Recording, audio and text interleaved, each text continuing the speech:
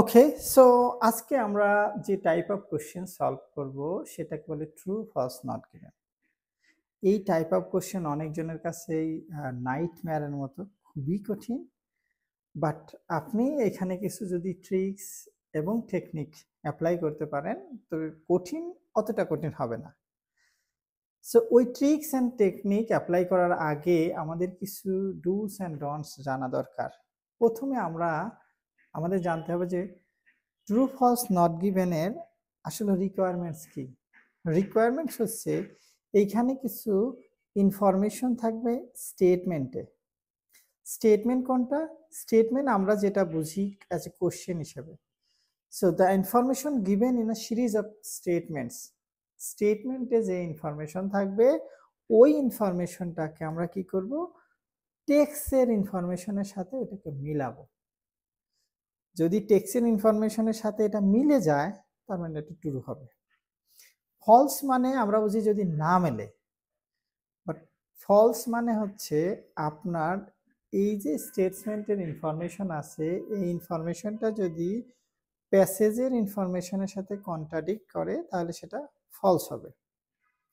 Not given মানে আমরা যেটা বুঝি যে এই ইনফরমেশনটা হয়তো প্যাসেজে দেয়া নাই। সো এই থিওরিটা আসলে ঠিক না। আপনি নট গিভেন মানে ইনফরমেশনটা যে স্টেটমেন্টে যে ইনফরমেশন আছে এই ইনফরমেশনটা সম্পূর্ণরূপে প্যাসেজের ইনফরমেশনের সাথে যদি না মেলে তাহলে নট গিভেন। সম্পূর্ণরূপে এই জন্য বললাম, এখানে 50%, 60%, ইভেন 70%ও মিলে যেতে পারে information, but as a whole meaning যদি না মেলে, দ্যাট মিনস স্টেটমেন্টের যে মিনিং আর প্যাসেজের যে মিনিংটা আছে যদি মিনিং না মেলে তাহলে এটা নট গিভেন হবে। সো আমরা ফলো করব যেটা never try to match with words and words. আমরা যেটা অন্য টাইপ অফ কোশ্চেনে করছি যে এই ওয়ার্ডের সাথে এই ওয়ার্ড মিলে গেছে, ওকে ট্রু। বাট এই জায়গাতে আমরা যেটা করব ওইটা না, আমরা এখানে মিনিং এর সাথে, দ্যাট মিনস স্টেটমেন্টসের যে মিনিং বা কোয়েশ্চেনের যে মিনিংটা সেই মিনিংটা প্যারাগ্রাফের মিনিং এর সাথে যদি মিলে যায় ওটা হবে ট্রু। যদি না মেলে, দ্যাট মিনস কন্ট্রাডিক্ট করে, তাহলে ওটা হবে ফলস।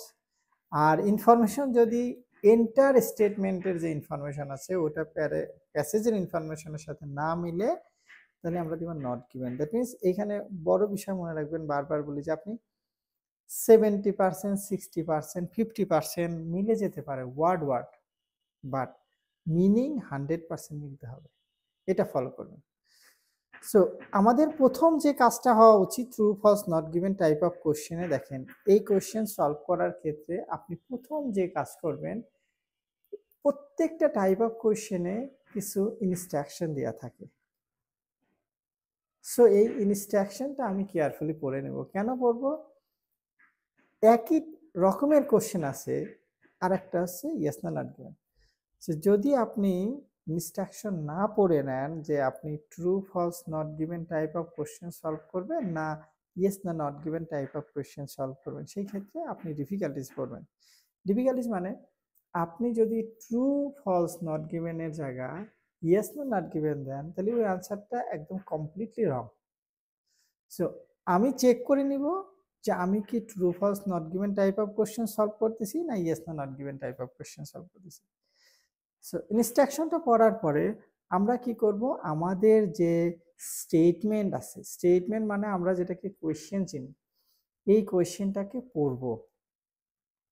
কোশ্চেনটার অন্য টাইপ অফ কোশ্চেন সলভ করার ক্ষেত্রে আমরা যেটা করছি যে কিওয়ার্ডটাকে মূলত ফোকাস করছি, বাট এইখানে আমাকে যেটা ফোকাস করতে হবে, এই যে স্টেটমেন্ট দেয়া আছে বা সেন্টেন্স দেয়া আছে এই সেন্টেন্সের মিনিংটা জানা খুবই দরকার।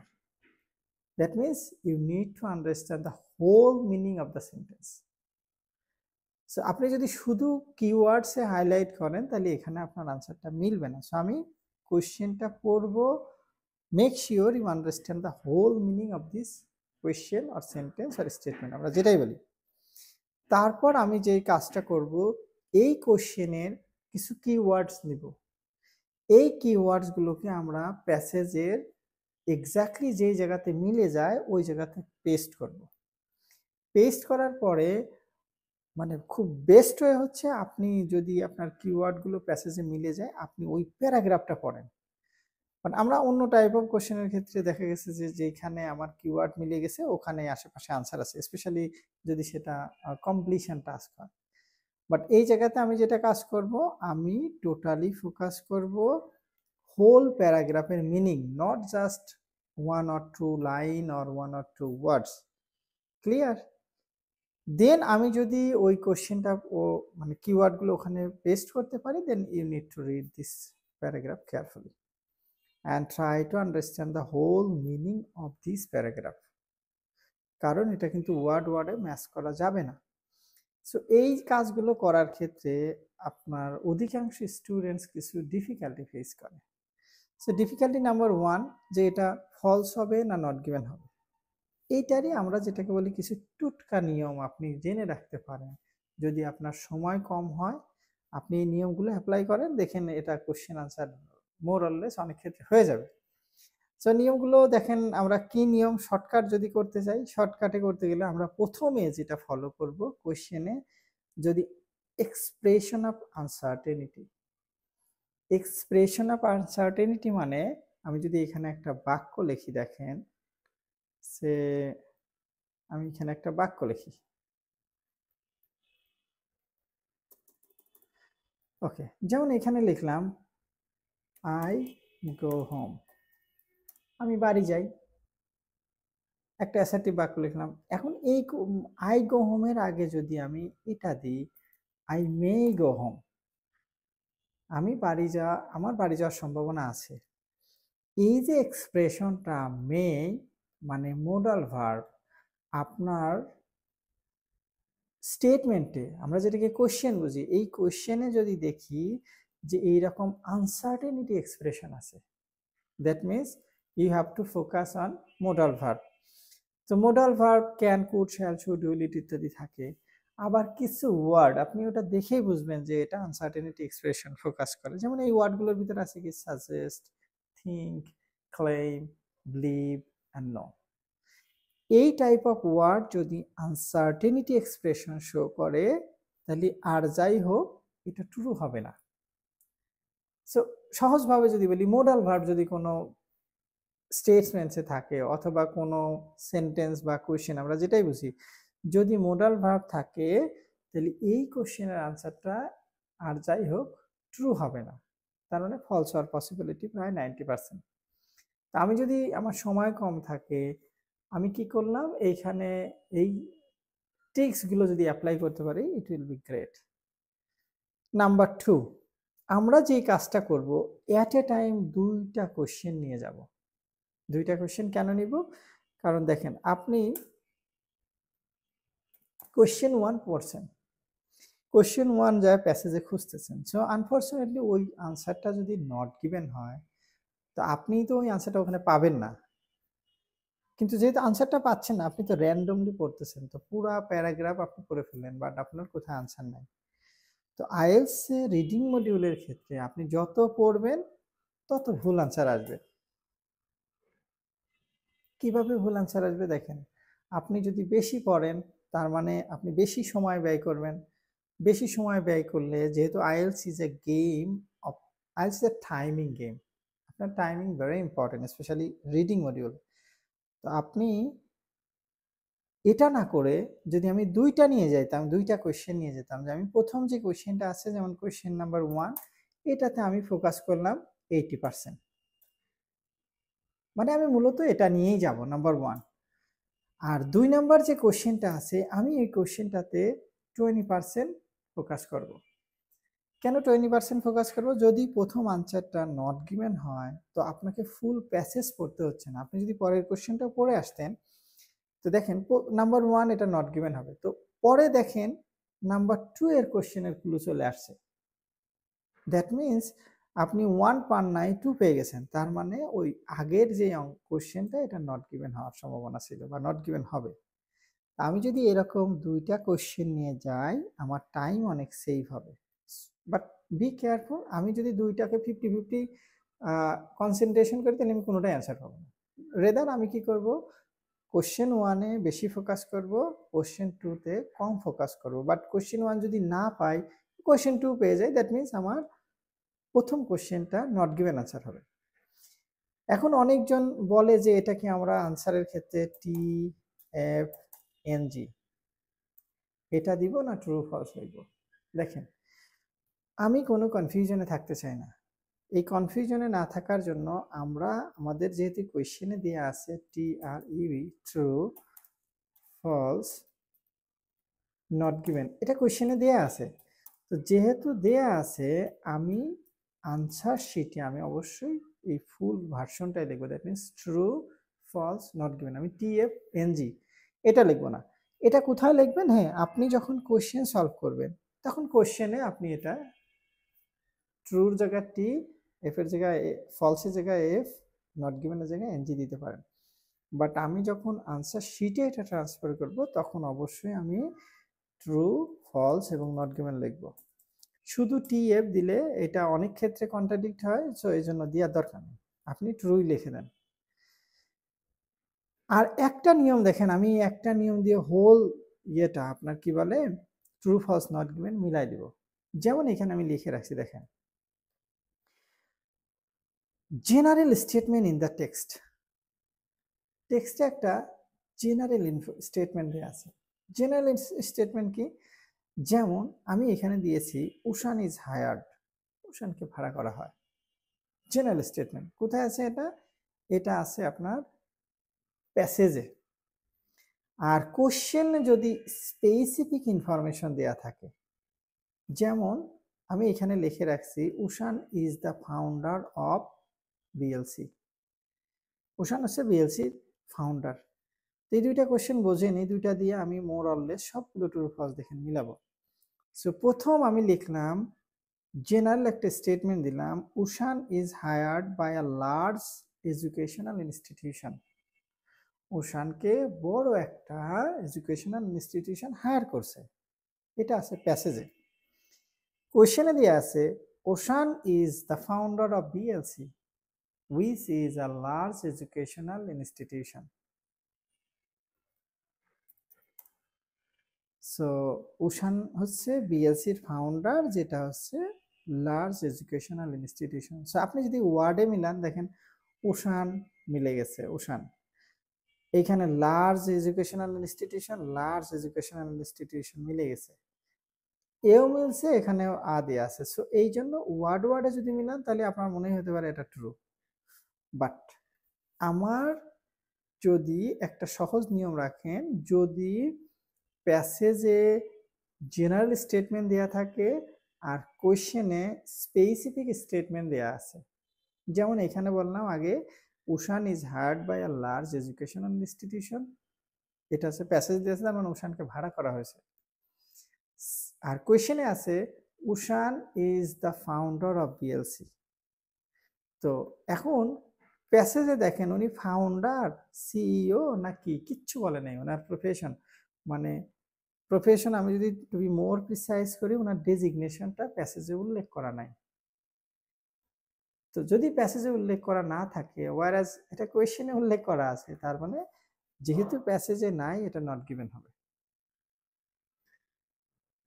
সেমটা আমি আবার রিভার্স করি, দেখেন রিভার্স মানে যদি স্পেসিফিক ইনফরমেশন কোয়েশ্চেনে থাকে, আমি এটাকে যদি কোয়েশ্চেনে লিখি,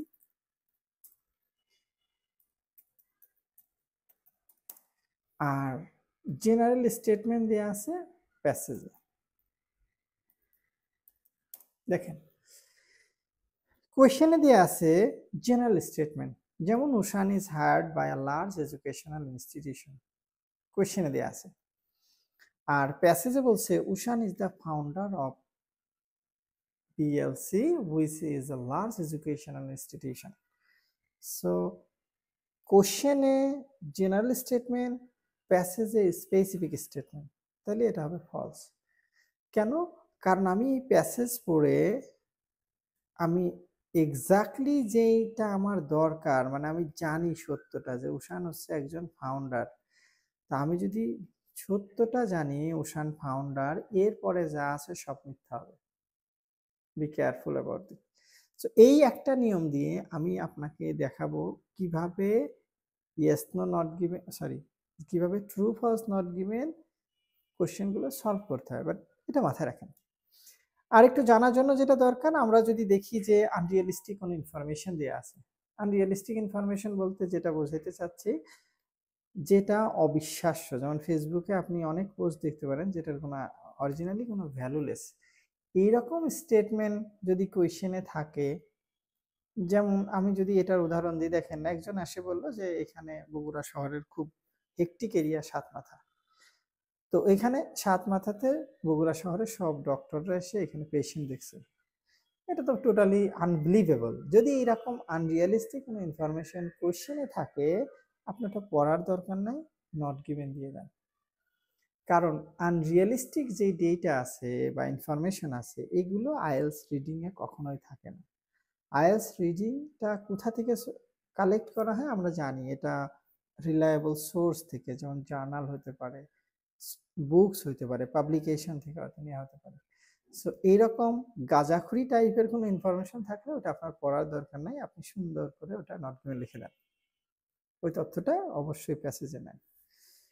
আরেকটা বিষয় মনে রাখবো, comparison, it's a common trap. প্রথম হচ্ছে, আমার যদি কম্প্যারিজন আমি সলভ করতে যাই, কম্প্যারিজন, সেই ক্ষেত্রে আমার কোশ্চেনে তুলনা থাকলে, মানে কম্প্যারিজন থাকলে, আমি প্যাসেজেও খুঁজবো কোথায় অ্যাডজেক্টিভের ব্যবহার আছে, that means more or less, more than, less than, এই টাইপের ইনফরমেশন কোথায় আছে, যেখানে থাকবে আমি সেখানে অবশ্যই এই ইনফরমেশনটা পেস্ট করব। বাট আনফর্চুনেটলি যেটা দেখা যায়, এই কম্প্যারিজনের ক্ষেত্রে যদি সাবজেক্ট এবং সাবজেক্টের কম্প্যারিজন থাকে, দেখেন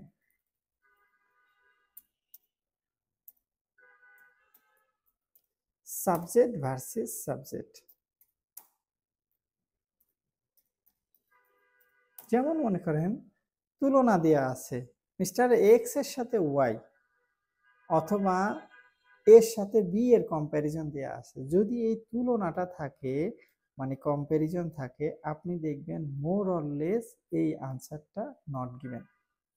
যদি আপনার হাতে কম সময় থাকে, বা আপনি যেহেতু lack of time, it's a game of time, so আপনি দেখেন এক্স এর সাথে ওয়াই কম্প্যারিজন আছে, আপনার এটা পড়ার দরকার নাই, এটা নট গিভেন দিয়ে দেন।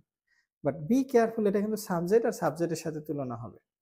আমরা যখন সলভ করব, যদি এরকম কোনো কোশ্চেন পাই, দেখাই দিব যে এটা ট্রু হবে অথবা ফলস হবে অথবা নট গিভেন হবে। নেক্সট আমরা যেই ফোকাস যেটাতে বেশি করব, সেটা হচ্ছে নাম্বার, নাম্বার, অ্যামাউন্ট, এবং এই দুইটা যদি থাকে, নাম্বার এবং অ্যামাউন্ট নিয়ে আমরা যখন কাজ করব, তখন আপনি বি কেয়ারফুল, এই আনসারটা ট্রু হওয়ার সম্ভাবনা ক্ষীণ। কেন ক্ষীণ? দেখেন এইখানে আমি যদি একটা স্টেটমেন্ট লিখি যে কোশ্চেনে দেয়া আছে, একটা অ্যামাউন্ট দেয়া আছে 1000, আমি এটা লিখলাম 1000 students of H college, H মানে Azizul college. So 1000 students of AIS college raised a fund for the homeless people. এইখানে আমি একটা সেন্টেন্স দেখেন লিখলাম, 1000 students of AH college raised a fund for the homeless people. So এই যে 1000 student, এই নাম্বারটা আছে, দেখেন এটা কোশ্চেনে দেয়া আছে, বাট বি কেয়ারফুল, এই নাম্বারগুলো যখন আমরা ডিল করব, তখন দেখব এটা ট্রু হয় না। কেন? দেখেন এই ট্রু হয় না মেইনলি কারণ তার আগে কোনো ডিটারমিনা, যেটাকে আমরা অ্যাপ্রক্সিমেশনও বলি, হয়তো কোনো ওই নাম্বারের আগে কোনো ডিটারমিনা দেয়া আছে অথবা অ্যাপ্রক্সিমেশন দেয়া আছে। অ্যাপ্রক্সিমেশন কি? আপনি কোশ্চেনে বললেন 1000 student of H college raised a fund, এখন প্যাসেজে দেয়া আছে অ্যাবাউট 1000 স্টুডেন্ট, তো 1000 আর about 1000 is not the same. আবার হতে পারে অল দ্য স্টুডেন্টস, এখন এগুলো যা জানার জন্য আপনি কেন ডিটারমিনার অথবা এই যে অ্যাপ্রক্সিমেশনকে ফলো করবেন, দেখেন আমি যদি দিই all the students of H college raised a fund for the homeless people, এখন এই অলের জায়গাতে এটা হয়তো প্যাসেজে কোশ্চেনে আছে, প্যাসেজে দিয়ে দিছে মোস্ট অফ দ্য স্টুডেন্টস। তো মোস্ট অফ দ্য স্টুডেন্টস আর all the students is not same, এটা মাথায় রাখবেন। তো আমরা কি করব, আমরা ডিটারমিনারটাকেও ফলো করব, কারণ ডিটারমিনার থাকলে এই আনসারগুলো খুব বেশি ট্রু হয় না, এগুলো ফলস হওয়ার পসিবিলিটি ম্যাক্সিমাম ক্ষেত্রেই ফলস হবে। সো ডিটারমিনার মানে যে এখানে কিছু ওয়ার্ড দেখেন দিয়ে দিছি, অল, নাও, লিটল, এভরি, এনি, নো, সাম, ফিউ, মেনি, মোস্ট, সেভারাল, এগুলো ফোকাস করবেন। এটা দেখেন কোশ্চেনে এমন হয়তো থাকতে পারে মেইনলি, আর প্যাসেজে আছে জেনারেলি, তো mainly and generally is not same. এই জন্য আমরা এই যে কোয়ালিফাইং ওয়ার্ড যেটাকে বলি অথবা ডিটারমিনা বলি অথবা আমি বললাম অ্যাপ্রক্সিমেশন, এগুলো থাকলে এই আনসারটা ট্রু হওয়ার সম্ভাবনা খুবই খুবই কম।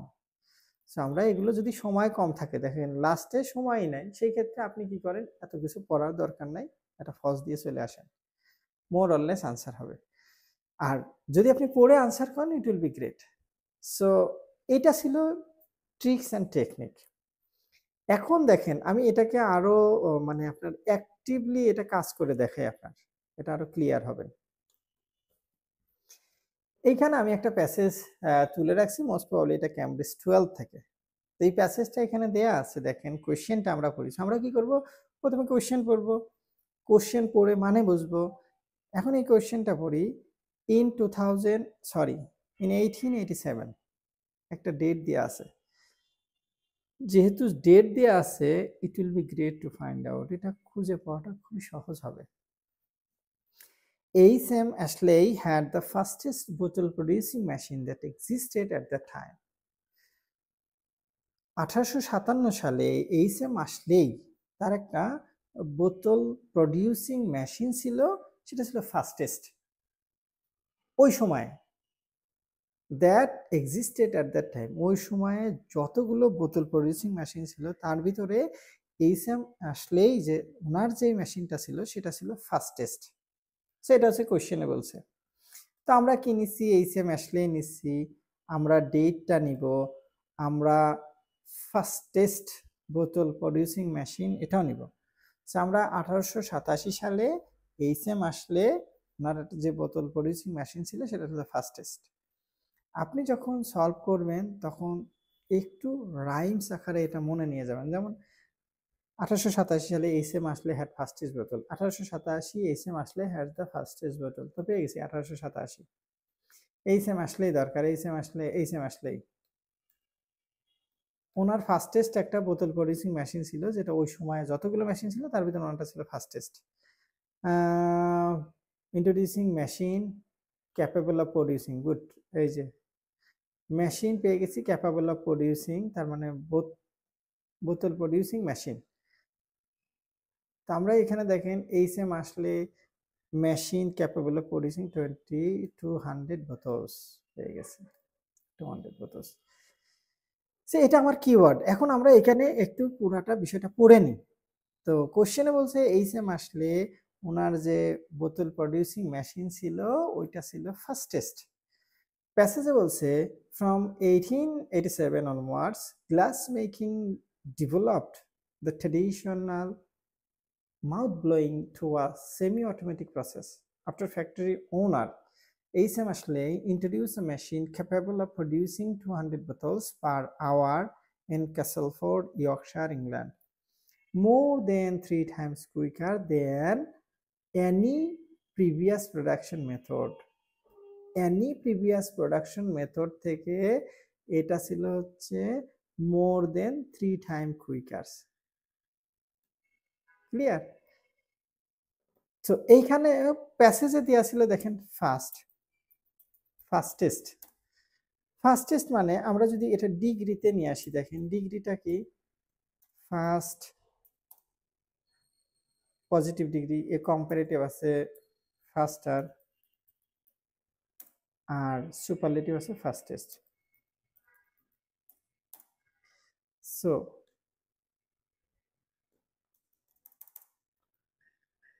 ফার্স্টকে যদি আমি 1 ধরি, এটা 1 হয়, নাম্বার 1 মানে পজিটিভ ডিগ্রি 1, কম্পারেটিভকে আমরা যদি 2 ধরি 2, আর সুপারলেটিভকে 3 ধরি, মানে ফাস্টেস্ট। সো এইখানে বলছে ফাস্টেস্ট, আর এইখানে দেখেন বলছে 3 টাইমস কুইকার, 3 টাইমস।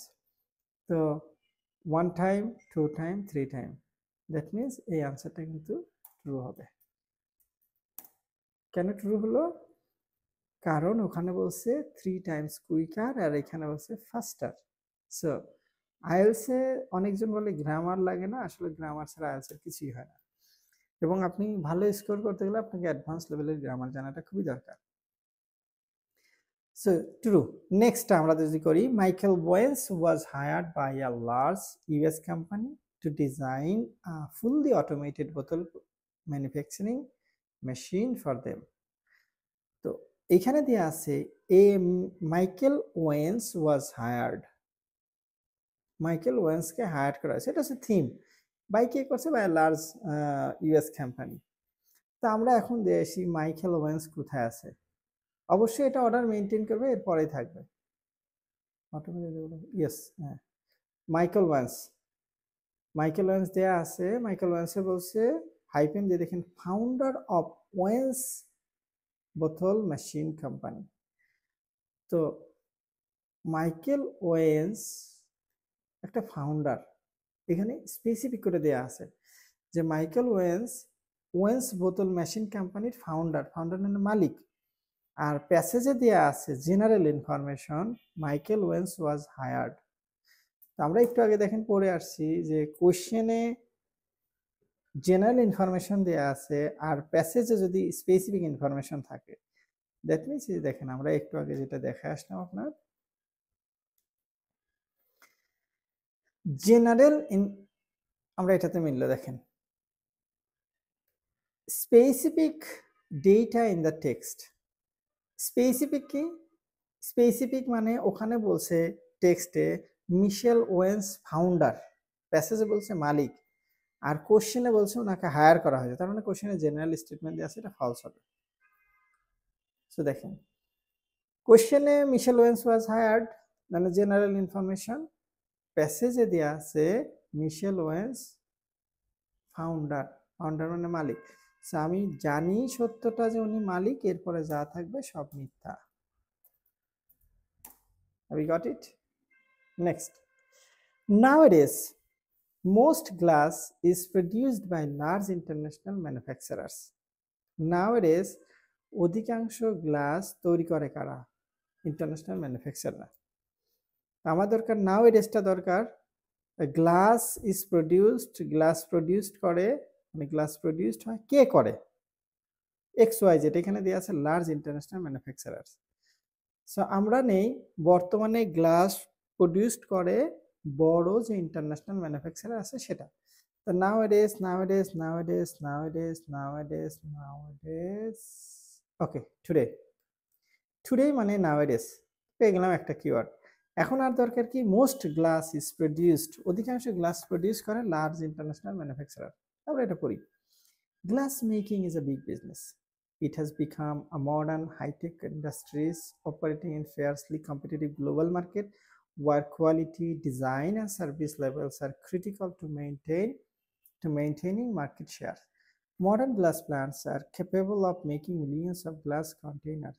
পাইলাম না তো, এই যে গ্লাস কন্টেইনার, এটা পেয়ে গেছি গ্লাস কন্টেইনার। তার মানে পরের কোশ্চেনটা দেখে চলে আসছি। তো এইখানে আনসার আছে কি, নাওএডেজ মানে today, glass making is a big business, glass তৈরি করা একটা বড় ব্যবসা। It has become a modern hi tech industry operating in a fiercely competitive global market where quality, design and service levels are critical to maintaining market share. এখন এইখানে কে তৈরি করে? এই যে এখানে দেওয়া আছে লার্জ ইন্টারন্যাশনাল ম্যানুফ্যাকচারার, এইরকম কোনো তথ্য এখানে দেওয়া নেই। বলছে গ্লাস, এখন গ্লাস তৈরি করা একটা বড় ব্যবসা, কম্পিটিটিভ গ্লোবাল মার্কেটে টিকে থাকতে গেলে ডিজাইন বা কোয়ালিটি মেনটেন করার জন্য অনেক হাইটেক ইন্ডাস্ট্রি হচ্ছে। বাট এই গ্লাসটা কে বানাচ্ছে এইরকম কোনো তথ্য এখানে নাই। ওয়ারাস আমি এখানে গ্লাস কন্টেইনার যেটা দেয়া আছে, দেখেন পরবর্তী কোশ্চেনে চলে আসছে, এই যে container, glass container, glass container. এই জন্য ওই যে প্রথমে বললাম আপনি দুইটা কোশ্চেন নিয়ে যান। তো দেখেন আমি এটার আনসার পাইনি, মানে কে বানায় এরকম তথ্য দেওয়া নাই, তার মানে এটা হচ্ছে নট গিভেন। সো নাওএডেজ মানে টুডে, এটা মিলে যদি আপনি মনে করেন যে আনসার হয়ে গেছে, তাহলে আপনি বোকার স্বর্গে বাস করছেন। সো এইখানে যে কাজটা আমাকে ফোকাস করতে হচ্ছে, আমি অবশ্যই দেখে নেব আমার ইনফরমেশনগুলো 100% মিলিং মেনে কিনা। সো এখানে 100% মেলে না, দ্যাট মিনস এইখানে অ্যাক্টর নাই, অ্যাকশন আছে। অ্যাকশন মানে glass is produced, glass is a big business, it has become hi tech industry ইত্যাদি ইত্যাদি। সো বাট আমার এখানে অ্যাক্টর নাই, যেটা কোয়েশ্চেনে অ্যাক্টর ছিল লার্জ ইন্টারন্যাশনাল ম্যানুফ্যাকচারার, এইখানে সেইটা নাই, সো নট গিভেন। নাম্বার 4 আমরা যদি দেখি, দেখেন concern for the environment is leading to an increased demand for glass container. So increase demand, আমি এটা নিব, ডিমান্ডটাকে ইনক্রিজ হচ্ছে, আর কনসার্ন ফর দ্য এনভায়রনমেন্ট এটাও নিব। সো গ্লাস কন্টেইনার্স, এটা ডিমান্ডটা বাড়তেছে, আবার কনসার্ন ফর দ্য এনভায়রনমেন্ট, আমরা এখন এখানে পড়ি glass container, glass container, container, glass packaging manufacturing, এরকম তথ্য নেই। ওকে, এখানে দেখি glass is an ideal materials for cycles, আমি এটাকে একটু ফন্টটা বড় করে নিই, বোঝার সুবিধা হবে। দেখেন glass is an ideal material for recycle with a growing consumer concern, growing consumer concern পেয়ে গেছি। এই যে কনসার্ন ফর দ্য এনভায়রনমেন্ট, তো কনসার্ন পেলাম for green issue, green issue মানে হলো এনভায়রনমেন্ট, তো পেয়ে গেলাম। সো কনসার্ন এখন হচ্ছে growing consumer concern for green issues, glass bottles and jars are becoming ever more popular. Glass bottles and jar মানে হলো গ্লাস কন্টেইনার, তো এটা সিনোনিম দেখেন ব্যবহার করছে, ওরা সরাসরি বলেনি গ্লাস কন্টেইনার, ওরা এখানে যেটা বলছে গ্লাস কন্টেইনার পরিবর্তে bottles and jars. R concern for the green issue, concern for the environment, তাহলে কি হচ্ছে concern for the environment is leading to an increased demand for glass containers. আর এখানে বলছে growing consumer concern for green issues, glass bottles and jars are becoming ever more popular. Wow, এটা খুবই popular হচ্ছে, তার মানে কি এর ডিমান্ডটা ইনক্রিজ হচ্ছে। True, have you got it? So আমরা যদি শুধু ধরে রাখতাম এনভায়রনমেন্ট তো বলেনি, যেমন এখানে এনভায়রনমেন্টের পরিবর্তে ওরা বলছে গ্রিন ইস্যুস, আমার মানে দরকার, মানে এখানে যে মিলে গেছে growing consumer concerns for green issues, glass bottles and jar are becoming ever more popular. Clear? Last but not least আমরা যেটা করব, দেখেন it is more expensive to produce recycle glass than to manufacture new one. তো এইখানে কোন tense আছে, কোন ফরম্যাটে আছে, এইখানে আছে তুলনা আছে। তো আপনি যখন দ্যাট মিনস কম্পারেটিভ ডিগ্রি আছে, এইখানে কিন্তু ব্যক্তির সাথে ব্যক্তি তুলনা করে না, এখানে কস্টের তুলনা করছে। ইট is more expensive to produce recycle glass, recycle glass তৈরি করা বেশি খরচ, দেন টু ম্যানুফ্যাকচার নিউ গ্লাস, নতুন গ্লাস তৈরির চেয়ে। সো আমরা এখন প্যাসেজে যাব, কোথায় মোর দেন, লেস দেন ইত্যাদি আছে। এটা হচ্ছে সহজ উপায় যে আপনি এখন খোঁজেন কোথায় কম্পারেটিভ ডিগ্রির ব্যবহার আছে। এটা অবশ্যই অর্ডার মেনটেন করবে, আমি এরপর থেকে পড়া শুরু করি। It saves used glass containers being sent to landfill as less energy is needed to melt recycled glass than to melt raw materials. Wow. এখানে একটা দেন আছে, ওরা বলছে as less energy needed to melt recycled glass, recycle glass তৈরিতে কম energy দরকার হয় recycle গ্লাসকে মেল্ট করতে।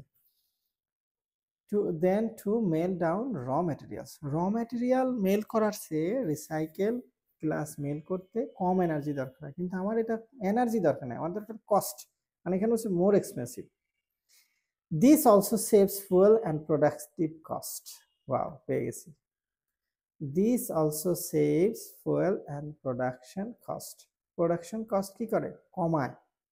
তা আমি পেয়ে গেছি আমার খরচটা কমায়, কে কমায়, রিসাইকেলিং এ। আর এখানে দেয়া আছে ইট is more expensive to produce recycle glass, recycle গ্লাসে খরচ বেশি। তথ্যটা কি কন্ট্রাডিক্ট করলো না? এখানে বলছে প্রোডাকশন কস্ট কমায় আর এটা বলছে প্রোডাকশন কস্ট বাড়ায়, তার মানে এটা ফলস।